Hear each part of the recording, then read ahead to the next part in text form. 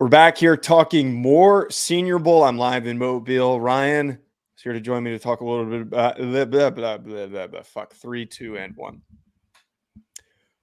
We're back here to talk more about the Senior Bowl going on in Mobile. Joe DeLeone, Ryan Roberts. More guys have been making names for themselves. We talked about some of the key players already on this show.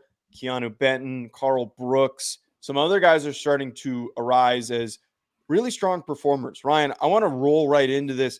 There's one guy that you and I have been on the same page on that has looked really, really freaking good. And that specifically is Daiyan Henley, the linebacker from Washington State. Now, we've briefly mentioned him. We've also, in passing, have had conversations about him. But I think we're starting to really see that Daiyan Henley is a very underrated player, very physical. But one thing that has really shown out to me, and I tweeted a clip of him in coverage, man, he can move and he can stick with guys pretty quickly in coverage. A lot of that stuff, a lot of other really nice things have shown up during these practices here at the Senior Bowl. He is a very interesting football player. We've kind of covered him a little bit in the past, but he was a Nevada player for 5 years. He uses his 6 year of eligibility to grad transfer to Washington State.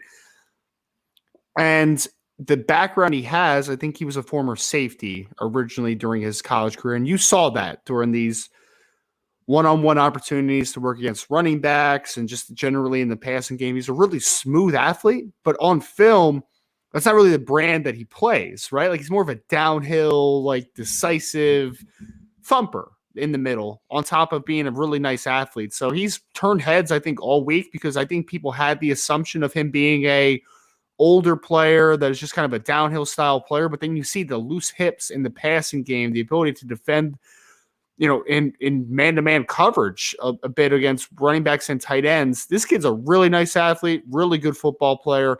I think personally, and I would love to have a conversation about this for anybody that disagrees, but he's been the best linebacker in attendance this week, in my opinion, in Mobile, and I don't think it's particularly close. Like, I think he has just been the best off-ball backer that we have seen all week. No, absolutely. And the one big thing that shines for a guy like Daiyan Henley is the length. A tall, long kid, very physical kid. And there were concerns for me on his instincts at times, him trying to find and track the football. But I haven't seen any issues with that. In a lot of the periods, the one-on-one coverage drills on running backs, the team periods, he's somebody that is just constantly making plays. And that's what it takes as a linebacker during the Senior Bowl to stand out and make a name for yourselves, is if you're making plays all over the field. And I think that Daiyan definitely fits that description, Ryan. Well, I would say this too, Joe. This is not – it's the same with the running back position in these All-Star Game settings. This isn't really a setting that typically highlights linebackers, right? Because linebackers are judged by their ability to be consistent run fit players and to be able to work downhill and have quick triggers. We've seen in the inside run and in the team drills, there's not heavy contact, right? Like you're kind of thudding dudes. You're not taking them to the ground. So for some linebackers, they are limited in that evaluation. But the things that are popping is that you see the eye discipline that Daiyan's playing with in coverage. You see the looseness.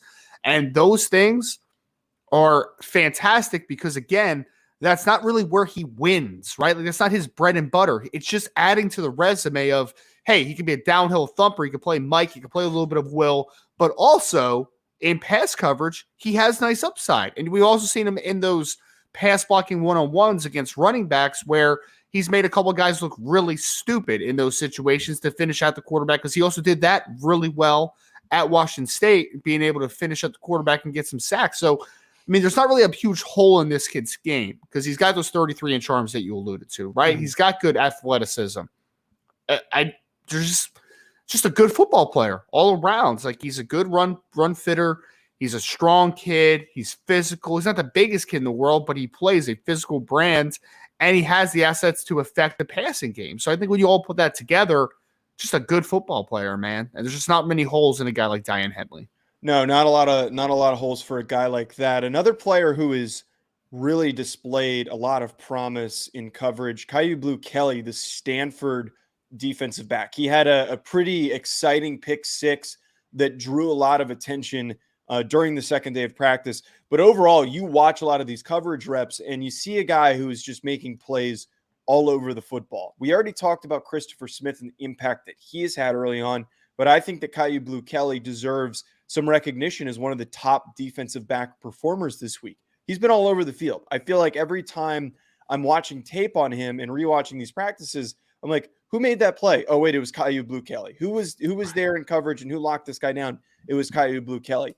I really think that he has definitely had, I think it's safe to say, one of the top weeks, him and Christopher Smith, amongst all the defensive backs.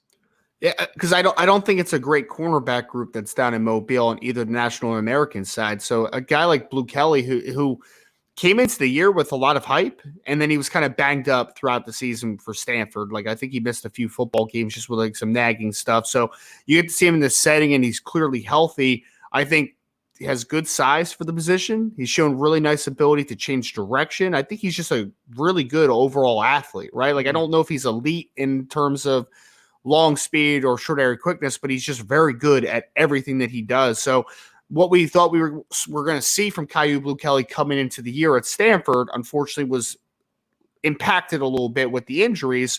You're seeing it in firsthand in Mobile against, again, not in a great cornerback group, not against the best crop of wide receivers ever, but he is definitely standing out with just having a good all-around game this week.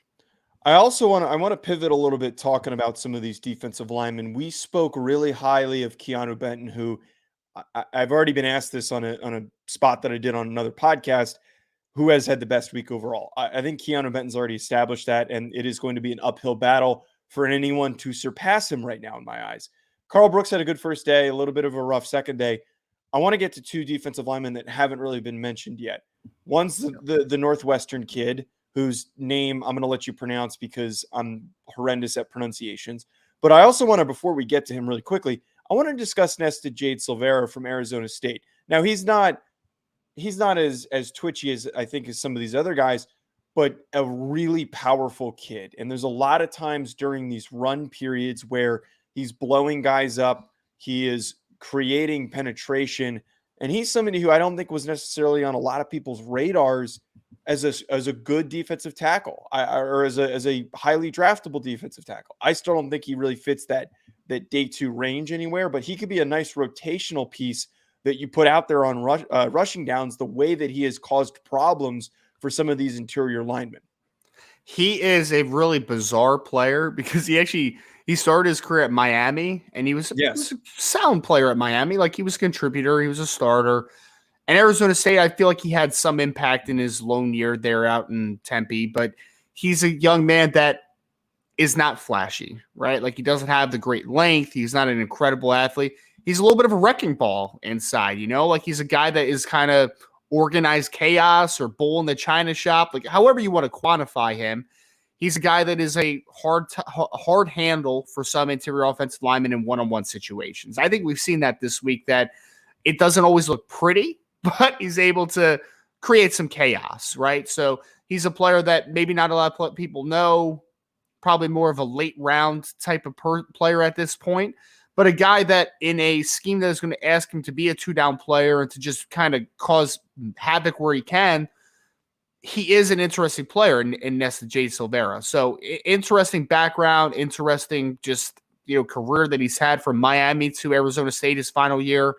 But he just is that kind of, he's a little bit of he's a pain in the ass, like that's what he is. Like, he's not going to ever lead a team in tackle for loss, have credible sack production, but he's just going to be kind of like annoying, right? He's going to be an annoying interior defensive lineman, and that's what you need at points. Absolutely. The Northwestern kid that I'm going to let you pronounce his name. Ade Obaware. Ade Obaware. That is the very, very professional approach to getting his name right. Ade Obaware, though, we were talking about him earlier this morning before we taped, and I had mentioned he caught my attention on day one, and then seeing him continue to be unblockable on day two is really promising. You pointed out that physically he is a very odd kid, and he's making a transition from edge to the interior, but he's got a lot of length. He's a little short.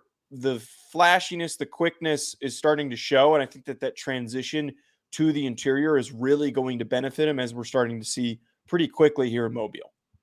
This is one of the most unique players that we have in the 2023 NFL draft. It's also one of the most odd evaluations to a degree because, like you said, Joe, I mean, he was playing, I'm pretty sure the spring measurement on him was like 260 something pounds. Like he was playing edge, Yeah. and then he shows up this week 6'1" and 5/8. So he's a shorter player, 284 pounds, but he's got 34-inch arms. I mean, think about this for a second. He is a hair under 6'2", not a hair, he's a little bit under 6'2", and he has a 6'10" wingspan.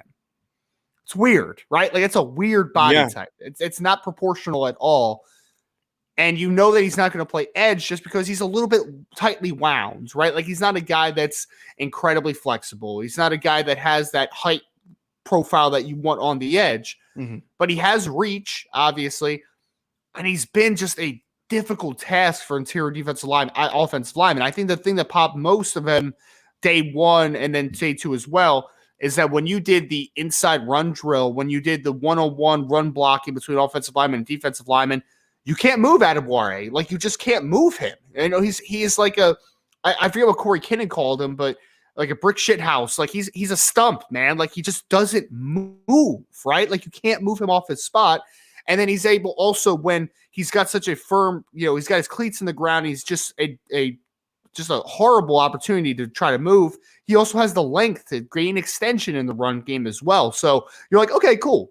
Could be a run defender. That's awesome at the next level. There's a role for that, right? A guy that could play 3-tech, could maybe play a little 4-eye, 5, like can do a little bit of everything as far as being a run defender.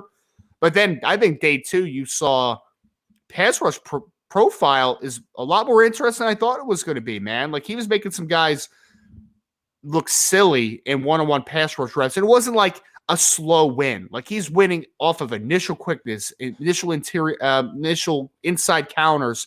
Adebawore really put forth a great day two to show a little bit of pass rush upside on top of the fact that he's a really good run defender.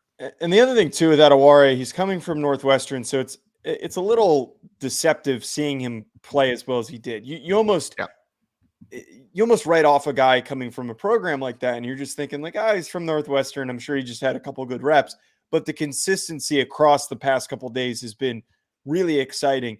Again, that physical profile is possibly going to benefit him because of that uniqueness. But he's shown some really good stuff.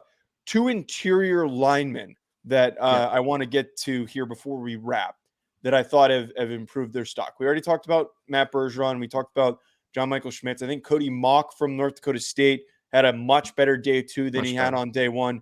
But I want to acknowledge 2 guys who've been really consistent, who I think have similar physical profiles. Steve Avila from TCU, stout, strong kid. And then Osiris Torrance, same thing. Wide as a wall. He is immovable. But more importantly, though, I think Steve Avila has opened my eyes, certainly, because of how strong he's been, how tough his base has been, and then how clean his footwork surprisingly has been. I had thought that coming into this, that Avila had some footwork issues, that he was a little bit inconsistent, but in these drills, he looked good at center. He looked good at guard. I think that Steve Avila has done a lot for his stock and answered some of the questions that I definitely had of him coming into this week. Yeah, and I don't think he's ever going to be a perfect pass protector because I do think that he has – it's not bad feet. It's just a little heavy, right? Like, I mean, he's a heavier player, right? He's not going to move. Yeah, he's not going to have the same quickness as some smaller interior offensive lineman. But what you saw yesterday, especially, is that when he gets his hips aligned and he gets in proper positioning, he's a brick wall as a pass protector, right? Like he can fit inside and he can stall momentum early on in reps, and he has enough length at that position where once he gains inside leverage, he's really a tough guy to figure out because he weighed in at 6'3" and 332 pounds. So that's a dense kid, right? But he also had 32 and 5-inch arms and a 79-inch wingspan. So he's got some length to him, man. Like he's not the longest guy of all time, but like he's not a guy that is just this T-Rex of an interior offensive lineman. So once he's able to fit inside, he's a hard dude to counteract with because he is one of the strongest players in the 2023 NFL draft, in my opinion. When he gets inside, reps are over. And I think you saw that on day two, that when he fits inside properly, gets his body aligned, he is a tough guy for interior defensive linemen to try to get around because he's just such a densely packed dude. I think that's going to be it for our day 2 update, Ryan. We're going to be doing, after the Thursday practices, a full breakdown. That one's probably going to be a longer one. We're going to go very in depth, I'm anticipating, because we're going to talk not only guys who are catching our attention, but some guys maybe that struggled during the week, some guys that we have questions that are now going unanswered or new questions popping up. So make sure you're subscribed so you don't miss out on any of that. At Joe DeLeone, at Rise and Draft. We'll be back with more. Enjoy the rest of your week, folks. That'll be it from us.